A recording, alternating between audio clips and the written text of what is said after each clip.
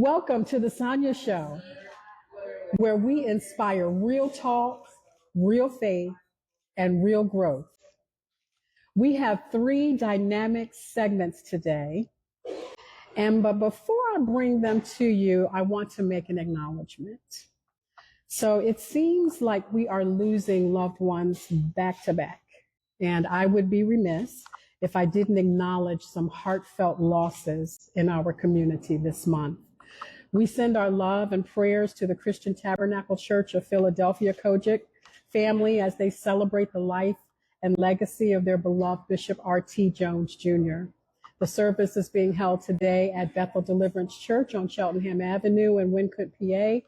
So we want to keep all affected by this great loss in prayer, of course. And I also want to acknowledge my sister, Elder Robin English from Voice of Praise Worldwide Ministries. Just left her mother's service. She's laying her dear mother, Dorothy Ann Patrick, to rest today at Mount Olive Baptist Church on North 37th Street in Philadelphia. So we want to keep her and her family in prayer as well. Yesterday, I met a gentleman. I always get excited when I meet men who love the Lord. And I met a man who had just left his cousin's funeral. And his cousin died tragically in a car accident, and she was pregnant and left 3 children behind. And so he was incredibly strong, and he was fully aware of his responsibility as a family member to the 3 children, and was able, of course, to speak words of encouragement and love to them. And so we didn't know each other, but, after hearing his story, we did pray together, and he was strengthened and he was comforted. And so, I share this with you, not to bring us down, but to emphasize how important it is to care for and pray for one another during times of bereavement. We've all lost someone at one time or another. And so I want to just say that if there's anyone here in the cafe, who's lost someone or knows someone who's lost and you desire prayer, hit us up after the broadcast. We'll be glad to stand up with you. And so just remember, friends, you're not on this journey alone. Stick with me for the next segment, and let's embrace these moments together.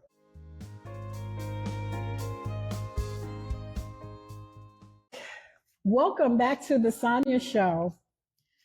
So this segment is entitled Embracing the Moment. It's the first segment of the Sonia Show and the cornerstone of the Blue Monday Empowerment Mentorship Experience. Inspired by my book, Embracing the Moment, A Personal Journey with Sonia Burris, this is actually an 11-part series. And it invites you to slow down, breathe deeply, and rediscover the beauty in becoming whole. So this particular episode is entitled The Embrace That Heals. So in this episode, I invite my listeners to rediscover the power of affection in touch, in prayer, and in letting go. I explore how human connection and divine comfort intertwine to restore emotional security and peace. Sometimes healing begins within, something as simple as an embrace, or as sacred as a prayer. So last year sometime, I got a frantic call from my mother. First thing in the morning, I had just gotten to work, and she did something that is absolutely rare in our relationship. She called me crying, and she was very upset because she was in pain, and she needed me to come right now. And so, for those of you who know me, that's a monumental thing. So needless to say, I put everything down. I left the job. I went home, packed a quick bag, and I drove 4.5, 5 hours to get to my mother upstate New York, to find her still in tears and in pain. And so basically she was suffering from an arthritic attack in her hand that was causing pain up through her elbow. And so she had no idea what to do. And, my mother is in her late 80s. And so, she's almost like a child now. And so I was able to help bring some comfort by, putting some ice, something that she had not considered doing, and that helped bring her some temporary relief. And so when I held her hand, I realized in that moment that touch is not just physical, it's spiritual. It says, I see you, I hear you, and you're safe. And so God's presence does the same for us, holding us even when no one else can. And in that moment, something so special, something so new had happened. My mother gave me permission to pray for her right there on the spot. And that was an anomaly, if I do say so myself. And so let me read something to you from my book.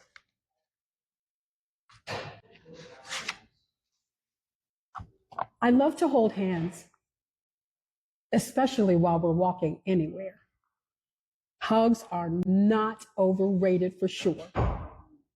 As a matter of fact, holding on to you provides that feeling of being covered, security in my own thoughts and opinions. Nonetheless, I must relinquish my grasp to a stronger embrace. Prayer. Lighten your load. Prayer became my safest place, the embrace that steadied me when the world felt unsteady, and when I learned to release my burdens. In that space, peace followed. So tell me, what makes you feel most secure, physically, emotionally, or spiritually? When was the last time you offered or received comfort through touch, words, or prayer? What emotional burdens might God be inviting you to release today?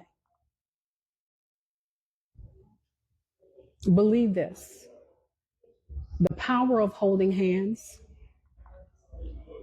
it's a connection that reminds us we're not alone. The value of hugs, affection heals what words can't. The embrace of prayer, God's presence is the safest touch there is. Lighten your load. Letting go creates room for peace. Affection and faith both say, you are seen, you are loved, and you are safe. Some of the strongest healing doesn't happen in noise and emotion. It happens in a quiet embrace, in the stillness of prayer, and in the courage to let go.